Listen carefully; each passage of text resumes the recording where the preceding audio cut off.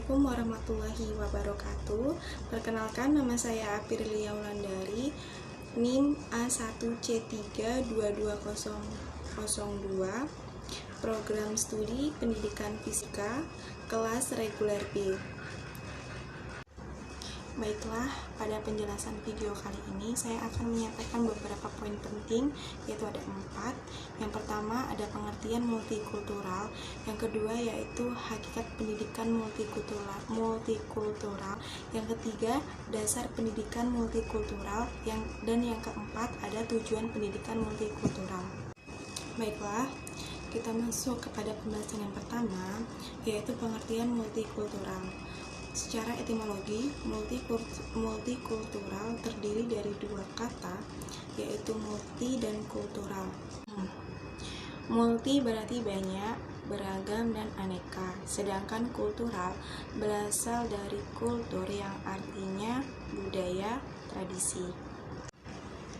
Dapat disimpulkan bahwa pengertian dari multikultural sendiri adalah banyak atau beraneka ragam kebudayaan dan tradisi. Yang kedua, ada hakikat pendidikan multikultural. Dari jurnal yang sudah saya baca, saya mengambil 2 pendapat dari para ahli. Yang pertama, ada Zakiyauddin Baidawi yang mendefinisikan pendidikan multikultural itu suatu cara untuk mengajarkan keberagaman atau teaching diversity. Yang kedua, ada James Ebeng. Dia mendefinisikan pendidikan multikultural itu adalah suatu konsep, ide, atau falsafah sebagai suatu rangkaian kepercayaan dan penjelasan yang mengakui dan menilai pentingnya keragaman budaya dan etnis di dalam membentuk gaya hidup.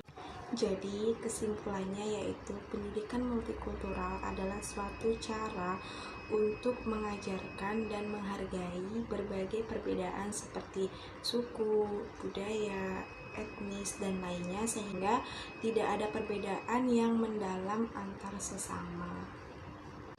Yang ketiga, dasar pendidikan multikultural. Yang pertama ada kesadaran nilai penting keragaman budaya. Apa maksudnya? Yaitu memberikan pemahaman mengenai berbagai jenis kegiatan pendidikan sebagai bagian integral dari kebudayaan universal. Yang kedua ada gerakan pembaruan pendidikan. Apa maksudnya?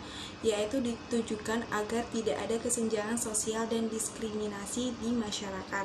Contohnya, seperti kesenjangan ketika muncul fenomena sekolah favorit yang didominasi oleh golongan orang kaya karena kebijakan lembaga yang mengharuskan membayar uang pangkal. Yang ketiga ada proses pendidikan, yaitu pendidikan multikultural harus dipandang sebagai suatu proses yang terus-menerus dan bukan sebagai suatu yang langsung bisa tercapai. Yang keempat, ada tujuan pendidikan multikultural. Apa saja sih? Yang pertama, ada pengembangan literasi, etnis, dan budaya. Yang kedua, ada perkembangan pribadi. Yang ketiga, ada klasifikasi nilai dari dan sikap. Yang keempat, ada kompetensi multikultural. Dan yang kelima, ada kemampuan keterampilan dasar. Yang keenam, ada persamaan dan keunggulan pendidikan. Yang ketujuh, ada memperkuat pribadi untuk reformasi sosial. Yang kedelapan, ada memiliki wawasan kebangsaan atau kenegaraan yang kokoh. Yang kesembilan, memiliki wawasan hidup yang lintas budaya dan lintas bangsa sebagai warga negara dunia. Dan yang terakhir atau yang ke-10 itu ada hidup berdampingan secara damai.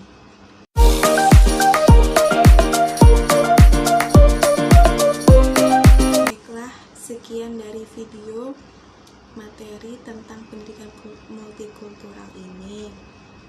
Kurang dan lebihnya saya mohon maaf. Kepada Allah saya mohon ampun. Wabillahi taufiq wal hidayah. Wassalamualaikum warahmatullahi wabarakatuh. Terima kasih.